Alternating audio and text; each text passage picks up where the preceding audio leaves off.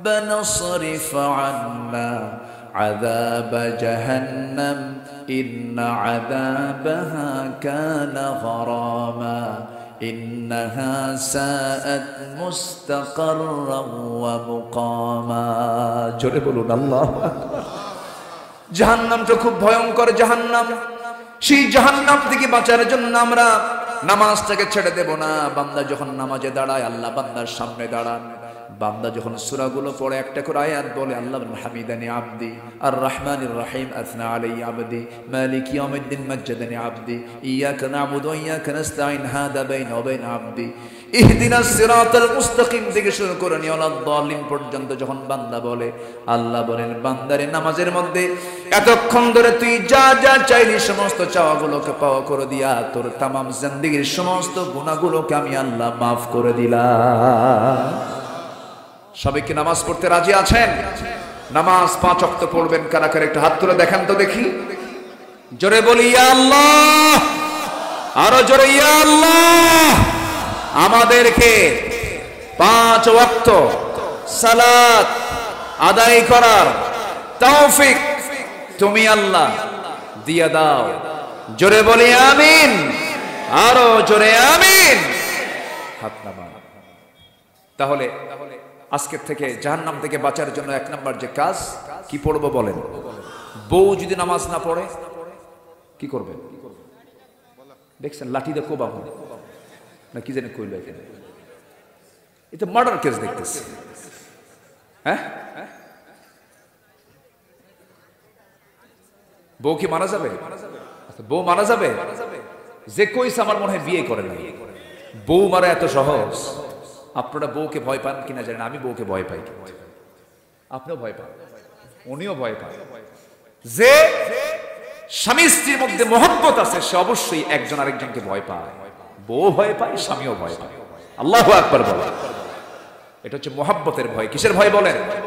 সম্মান, সম্মান, এটা সম্মান। এটা দেখবেন বউরা অনেক ধমক মারে, অনেক কিছু বলে, স্বামী চুপ করে থাকে। বল বাবা, তোর তো বলতেই হবে, কারণ বাচ্চা কাচ্চা তোর কাছে, তুই যদি 1.5 বছরের বাচ্চা যদি একবেলা দিয়ে যাস তাহলে তো আসার খায় মরবে। যা বলবো সমস্যা নেই। কি কথা বলেন? বইয়ের কাছে আমরা কি ধরা আছে কিনা বলেন? উপায় তো নাই, এই জন্য মারা যাবে না। কি কথা ক্লিয়ার? মারা যাবে না, বুঝাতে হবে। 4 কারণে একটা স্বামী তার স্ত্রীকে শাসন করতে পারে, শাসন করবে, কিন্তু শাসনের ভাষা আছে। 4টা কারণে শাসন করবেন স্বামী তার স্ত্রীকে। নাম্বার 1 হলো যদি নামাজ না পড়ে, নাম্বার 2 হলো যদি রোজা না রাখে, নাম্বার 3 হলো যদি স্বামীর আনুগত্য না করে বৈধ আনুগত্য। ফেরাউন মার্কা কথা শোনা যাবে না। কিছু পুরুষ আছে দেখবেন, কিছু স্বামী আছে বউকে মানুষকে দেখায়, আছে না? হুন্ডাই তুলে গোটা নগর দেখায়, গোটা দেশ দেখায়, বউয়ের ছবি তুলে ফেসবুকে দিয়ে দেয়, দেখো তো আমার বউটা দেখতে কেমন, আসুন সবাই আমার বউটাকে জামাতের সাথে দেখি। যেরকম নাউজুবিল্লাহ, এই আছে না নাই? আছে। এগুলো হচ্ছে ছোট লোক। এগুলো কি বলেন তো? ছোট লোক, চরিত্রহীন মানুষ। এগুলো করা যাবে না। বউকে সেফটি করতে হবে। নাম্বার 4 হলো সতীত্বের হেফাজত যদি না করে, পর্দায় যদি না থাকে, শাসন করবেন। তবে শাসন করার জন্য সিস্টেম হলো লাঠি দিয়ে মারা যাবে না। পকেটে যে থাকা মেসোয়াকটা আছে, 9 ইঞ্চি মেসোয়াক, সেই মেসোয়াকটা আপনি আস্তে করে বের করবেন, মেসোয়াক দিয়ে মারবেন। শর্ত হলো মুখে মারা যাবে না, নাকে মারা যাবে না, চোখে মারা যাবে না, বুকে মারা যাবে না। মারবেন কই? মারার জায়গায় তো শেষ। যদি কোনো মানুষ যদি মেসোয়াক দিয়ে কারো সামনে যদি বউকে মারতে নেয়, সবাই বলবে মারে না, আদর করে। কি করে? চান্সে ছিলেন, উপায় নাই, বউকে মারার কোনো সুযোগ নাই। বসেন। আমার বন্ধুগণ, একটু কান লাগাবেন, মনোযোগ দিয়ে সবাই শুনবেন। তাহলে নিজেও নামাজ পড়বো, বউকেও নামাজ পড়াবো, পরিবারকেও নামাজ পড়াবো, ছেলে মেয়েদেরকে নামাজ পড়াবো। বাড়িতে আমার ঘুম থেকে উঠবো, আমি ফজরের সময় উঠলাম, ফজরের একটু আগ দিয়ে উঠলাম, ছেলের ঘরে গিয়ে বলবা সালাত আস-সালাত, মেয়ের ঘরে বলবা সালাত আস-সালাত। বউটাকে ডেকে তুলবো, নামাজ হয়ে যাবে। নামাজ যখন হয়ে গেল সুন্দর করে বলবেন, ও আমার সন্তানরা কোরআনটা তেলাওয়াত করো। 3টা কাজে কোনো লস নাই। কয়টা কাজে লস নাই বলেন? 3 কাজে লস নাই। সূরা ফাতির, কোন সূরা থেকে কথা শুরু করছিলাম বলেন তো? সূরা ফাতির। 3 কাজে কোনো লস নাই। ইন্নাল্লাযীনা ইয়াতলুনা কিতাবাল্লাহি আকামুস সালাহ وأنفقوا مما رزقناهم سرا وعلانية يرجون تجارة لن تبور জোরে বলুন আল্লাহু আকবার। নিঃসন্দেহে যারা নাম্বার 3টা কাজ করবে, এর মধ্যে 1 নাম্বার হলো যারা আল্লাহর কালামকে যারা সুন্দর করে তেলাওয়াত করবে, দিন শুরু হবে কি তেলাওয়াত দিয়ে বলেন? আস্তে কয়, আরো জোরে, আরো জোরে। আমার দাদির যুগে দাদিরা কোরআন পড়তেন, ভাবির যুগে ভাবিরা কোরআন পড়েন না। মাত্র সকাল 10টার দিকে ঘুম থেকে ওঠেন, কিন্তু আমার দাদি উঠেছেন সূর্য ওঠার আগে না পরে, আগে উঠেছেন, এই জন্য দাদির চোখ নষ্ট হয় নাই। আমি আমার নিজের দাদিকে দেখেছি খালি চোখে 85 বছর বয়সে কোরআন পড়তে, নিজের চোখে দেখেছি। দাদিরা মূর্খ ছিলেন, দাদিরা কম পড়েছেন, কিন্তু তাদের মধ্যে যোগ্যতা বেশি ছিল। বলুন তো, দাদির যুগে তালাক বেড়েছে না আজকের যুগে তালাক বেড়েছে? আজকে শিক্ষিত কম না বেশি? তো অর্থ মূর্খ থাকাই ভালো ছিল। শিক্ষিত হয় যদি তালাকই হয়, তাহলে ওই শিক্ষার কোনো দরকার আছে? সংসার তো অশান্তি। কারণ যে শিক্ষা 54 বছরে জাতিকে দেওয়া হয়েছে, এই শিক্ষা দিয়া আখিরাত পাওয়া যাবে না। বিসিএস ক্যাডার কোরআন পড়তে পারে না, বিসিএস ক্যাডার ওযুর ফরজ জানে না। আছে না নাই বলেন তো? আছে না নাই? আচ্ছা, এই জন্য আমরা আল্লাহর কালামকে সুন্দর করে তেলাওয়াত করব। জোরে বলি ইনশাআল্লাহ, জোরে বলি ইনশাআল্লাহ। 3 কাজে লস নাই। কয় কাজে লস নাই? 3টা কাজ যারা করবে তাদের ব্যবসায় কোনো লস নেই। তিজারাতুল লান তাবুর, তাদের ব্যবসায় কোনো লস হবে না কখনো। তিজারা মানে বিজনেস। আল্লাহ বিজনেস শব্দটা কেন বললেন? মানুষ বিজনেসের কথা শুনলে কথার আগ্রহ কমে না বাড়ে? বাড়ে। তুমি কি জানো এই ব্যবসাটা খুব ভালো? তখন মনোযোগ দেয়। আল্লাহ বলছেন এই 3টা কাজ করবা, এই 3টা কাজের এই বিজনেসে কোনো লস নাই। এর মধ্যে 1 নম্বর চলছে হলো আমরা সুন্দর করে কোরআন পড়বো। নামাজে কোরআন পড়া আছে না নাই? আসতে বলবেন না, আছে না নাই? নামাজ পড়লে কি পড়া হয়ে যাচ্ছে? কোরআনটা পড়া হয়ে যাচ্ছে। কোরআন শোনাও হচ্ছে, কোরআন পড়াও হচ্ছে। আমার বন্ধুগণ, নামাজের মধ্যে মজা পেতে হবে, নামাজের মধ্যে তৃপ্তি পেতে হবে। আমার নবীজি গোটা রাত চলে যেত, 2 রাকাত নামাজ শেষ হতো, সাইয়েদনা ওসমান নামাজে দাঁড়াতেন, 1 রাতের ভিতরে তার ম্যাক্সিমাম কোরআনের তেলাওয়াতটা হয়ে যেত।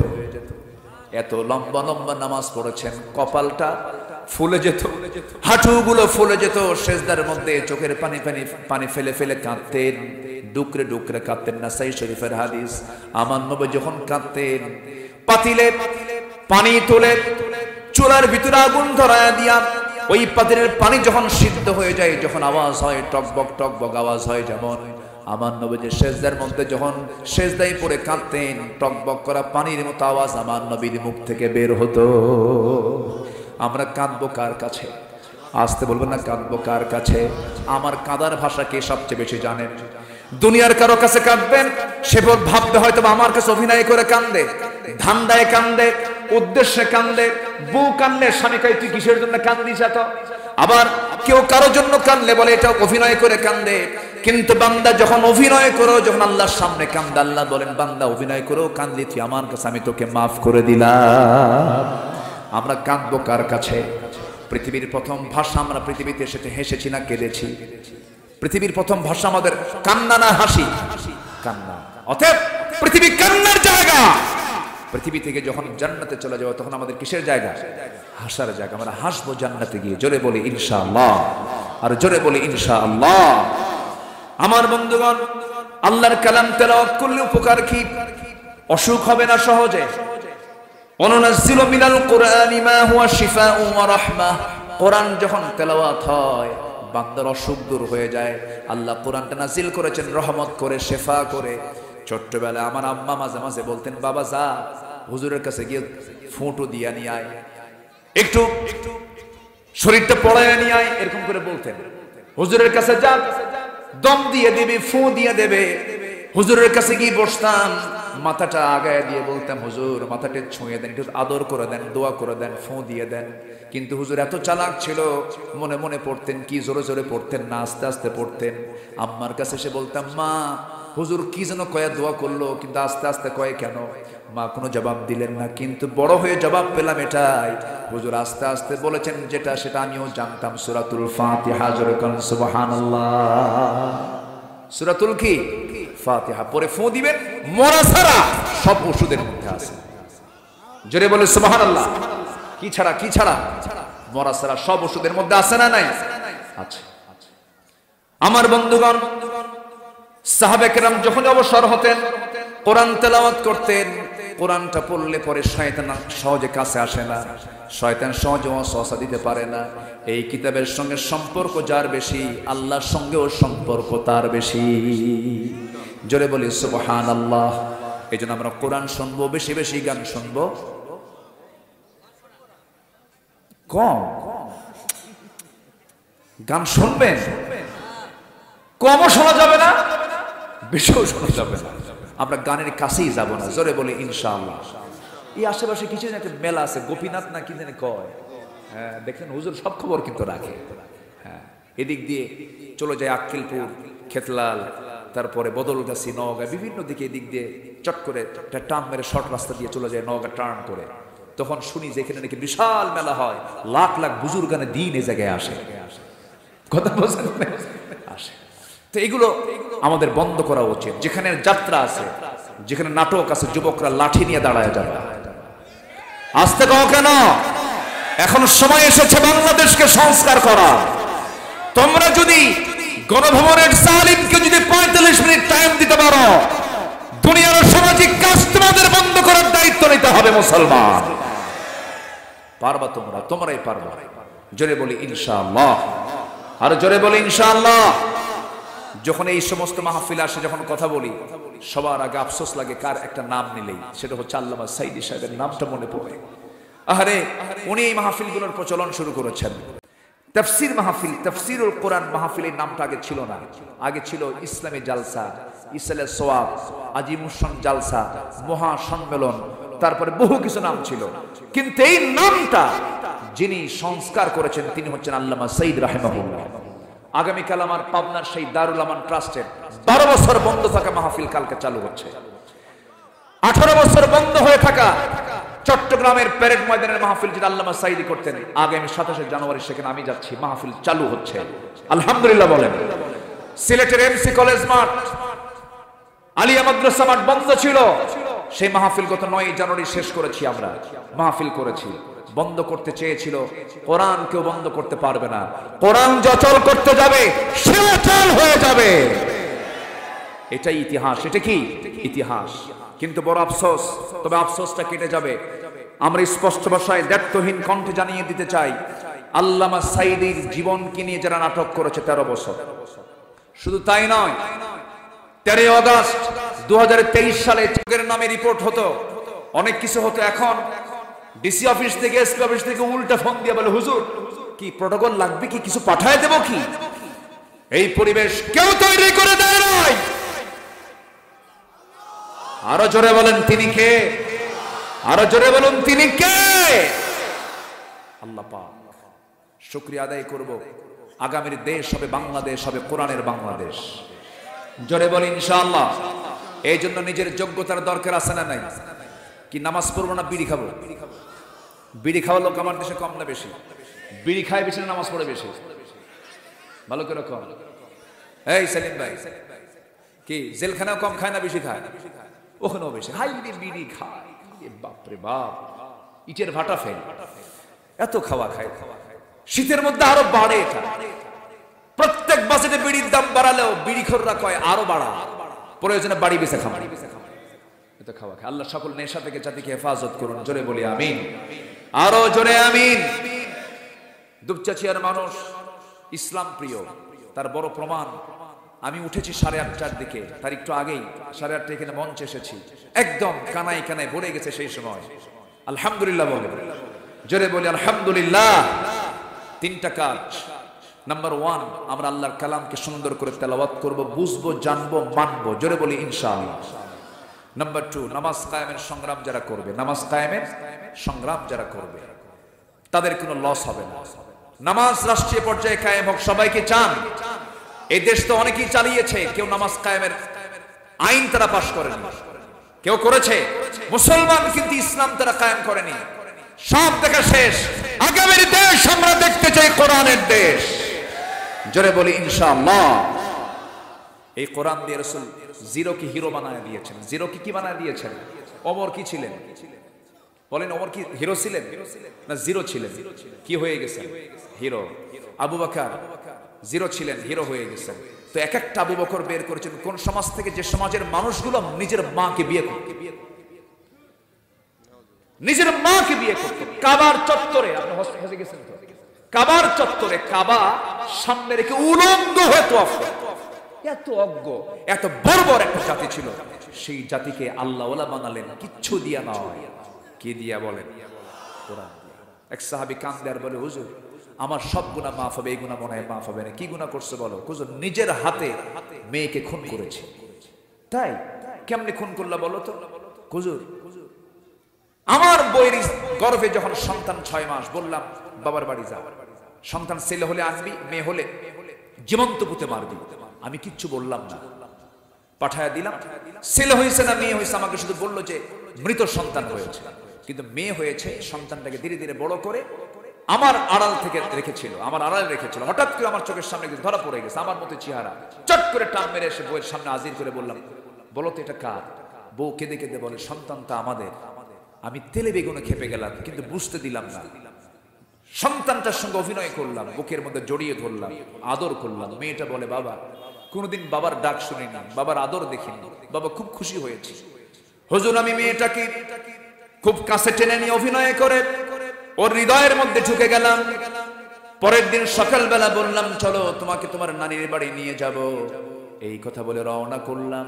রওনা করে যখন সামনের দিকে রওনা করেছি, সামনে একটা জঙ্গল পেলাম। জঙ্গলের দিকে রওনা করতে মেয়েটার মুখ ছোট হয়ে গেল। বলছে, বাবা এই দিকে যাও কেন? নানির বাড়িতে এই দিকে। কিচ্ছু বললাম না, গর্ত খনন শুরু করে দিলাম জঙ্গল পার হয়ে। ঠিক দুপুরবেলা প্রচন্ড গরম, ঘাম ঝরতেছে শরীর থেকে। মেয়েটা গামছা দিয়ে আমার ঘামগুলো মুছে মুছে দেয়। আর আমার মেয়েটা দেখলাম আমার দাড়ির মধ্যে হুজুর মাটিগুলো ছিটকে এসে লাগে। আর মেয়েটা 5 আঙ্গুল দিয়ে খিলাল করে করে সেই দাড়ির মাটিগুলো সরায় সরায় দিয়ে বলে, বাবা নানির বাড়ি কখন যাবে আমার? তুমি এখানে গর্ত খনন কেন করো? কিচ্ছু বললাম না। গর্ত খনন যখন শেষ হয়ে গেছে, সঙ্গে সঙ্গে আমি আমার মেয়েটাকে অভিনয় করে বললাম, মা দেখো তো গর্ত খনন কেমন হয়েছে। মেয়েটাও কি মেরে যখন দেখতে লাগলো, পিছন দিকে আমি চলে আসলাম। দিলে কোনো মায়া হলো না, সজোরে একটা ধাক্কা মারলাম। এক ধাক্কায় গর্তের মধ্যে পড়ে গেছে। উপর হয়ে পড়ে চট করে চিত হয়ে দুটো হাত এক জায়গায় করে বলছে, বাবা বুঝতে পেরেছি তুমি আমাকে কেন এই জায়গায় নিয়ে এসেছো। আমাকে মেরে ফেলবে তুমি। আমার আম্মার কথাটাই সত্য হয়ে গেছে বাবা। তাই যদি হয় বাবা, একটা বারের জন্য প্রাণ ভিক্ষা চাই, তুমি আমার একটা বারের জন্য বাঁচাইয়া দাও। বিনিময়ে চেহারা আমি আজীবন তোমার সামনে আর কোনোদিন সামনে দেখাবো না। বাবা আমাকে বাঁচাও, আমাকে বাঁচাও, প্রাণ ভিক্ষা চাই তোমার কাছে। হুজুর এতবার অনুনয় বিনয় করলো, দিল কাঁদলো না। পাষাণ হৃদয় জেহালাতের কারণে আমি আমার হাতের মধ্যে পাথর নিয়ে তার কলিজা বরাবর এত জোরে মেরে দিলাম, ফিঙ্কি দিয়ে রক্ত পড়া শুরু হয়ে গেল। বাবা হয়ে নিজের মেয়েটাকে পাথর চাপা দিয়া, মাটি চাপা দিয়ে জনমের মতো শেষ করে দিলাম। হুজুর ইসলাম গ্রহণ করেছি। ইসলাম গ্রহণের পর থেকে নিয়ে আজ পর্যন্ত কোনো রাত আমি ঘুমাতে পারি না। যখন রাতের বেলা ঘুমাতে যাই, পিছন থেকে মনে হয় আমার মেয়েটা আব্বা আব্বা বলে ডাকে। হুজুর আমার এই গুনাহ মনে হয় মাফ হবে না। রাসূল বলছেন, না রে সাহাবী, তুমি যে এই গুনাহটা করেছো ইসলাম পূর্ব জীবনে, ইসলাম না জানার কারণে, না বোঝার কারণে আল্লাহ রাব্বুল আলামিন দিন গ্রহণ করার কারণে এই গুনাহ তোমার জীবন থেকে আল্লাহ রাব্বুল আলামিন ছড়িয়ে দিয়েছেন। জয় কর সুবহানাল্লাহ। কি মানুষ ছিল তারা, কি হয়ে গেল তারা, আল্লাহু আকবার বলেন। নাম্বার 3 হচ্ছে ওয়ানফাকু মিম্মা রাযাকনাহুম সিররান ওয়া আলানিয়া, যারা খরচ করবে আমার পথে প্রকাশ্যে এবং গোপনে। আমি প্রথমেই শুরুতে বলেছিলাম যে যে মাদ্রাসার উদ্যোগের মাহফিল, এই মাহফিলে সবাই প্রিপারেশন নেবেন নিজের সন্তানকে দেওয়ার জন্য, দোয়া করার জন্য। আর নাম্বার 3 হলো কিছু অর্থ মাদ্রাসার জন্য আমরা দেব, গোপনে এবং প্রকাশ্যে। কার পথে? আসতে বলবেন না, কার পথে? সম্মানিত ভাইয়েরা, সম্মানিত বন্ধুগণ, আব্দুল মান্নান নামে একজন পুলিশ ভাই ঢাকাতে চাকরি করেন, এই গ্রামের মানুষ। উনি আমাকে ঢাকাতে গিয়ে দাওয়াতটা কনফার্ম করেছেন, বলেছিলেন আমি আসছি। এরপরে আমার উজ্জ্বল ভাই কোথায়? হাফেজের বাপ, এই উজ্জ্বল ভাইয়ের ছেলেটা আজকে হাফেজ হয়েছে, মাথায় দস্তারবন্দি দেওয়া হলো, বলেন আলহামদুলিল্লাহ, অনেক মেহনত করেছে। তো আমি সময়টাকে আর ক্ষেপণ করতে পারছি না। এর কারণ হলো আমার বয়ানটা মূলত আজকে আমি মান্নান ভাইকে বলেছিলাম যে মাগরিবের পরে দিলে ভালো হয়, মাগরিব থেকে এশা। আমাদের তো গোটা দেশের মানুষ চায়, হাজার হাজার, এবছর না হলেও 12 থেকে 15,000 মাহফিল কমিটি অ্যাপ্লিকেশন দিয়ে রাখছে, যা শেষ করতে লাগবে 72 বছর। এখন কোন দিকে যাই আমি? মাহফিল দিলে খুশি, না দিলে চেহারা কালো বানায় ফেলে। তো আজকে আমার আরেকটা জায়গায় প্রোগ্রাম আছে, সেখানে আমাকে একটু যেতে হবে। আমি স্পষ্ট করেই বললাম, একটা আকাশের পাখি যখন আকাশে ওড়ে তখন এক ডানায় ওড়ে না 2 ডানায় ওড়ে? 2 ডানায়। একটা ডানা যদি ভেঙে দেন তাহলে কি আকাশে পাখি উড়বে? উড়বে না। তো সব দিকে আমরা খেয়ালটা করবো। আমি যতটুকু পেরেছি, মাগরিবের সময় বয়ানটা ছিল, সেখান থেকে আমি আসার পরে আপনারা আসছেন, আমি সময় নিয়ে যতটুকু কথা বলেছি, কেউ উঠবেন না, দোয়ার মধ্য দিয়ে আমরা ইতি টানবো। তার আগ দিয়ে যদি একটু চাদর যায়, ব্যাগ যায়, কি ব্যাগ দেখার সঙ্গে দৌড় মারবেন না থাকবেন? বলেন, দৌড় মারবেন না থাকবেন? কই ভলেন্টিয়াররা কোথায়? হ্যাঁ, ভলেন্টিয়াররা দ্রুত গতিতে ভিতরে ঢুকে যান, যে যা পারেন। এই হাজার হাজার জনতা, আমি খুবই উজ্জীবিত, আমি খুবই আনন্দিত এই মাহফিল দেখে। আল্লাহ তুমি মাহফিলকে কবুল করো, জোরে বলে আমিন। একটা লোক উঠবেন না, চাদর যাবে, ব্যাগ যাবে, সবাই আমরা যে যা পারি সবাই দেবো। আমরা জিকির করি সুবহানাল্লাহ আলহামদুলিল্লাহ, আরো জোরে লা ইলাহা। কই ব্যাগ এত কম কেন? একটু ব্যাগটা একটু বাড়ায় দেন, ব্যাগের সংখ্যা খুব কম হয়ে গেছে। সবাই দিবেন। যদি কারোর কাছে টাকা না থাকে, ওই ব্যাগের সাথে একটু হাতের ছোঁয়া লাগায় দিবেন আর ফু দিয়ে দিবেন, ব্যাগের মধ্যে যেন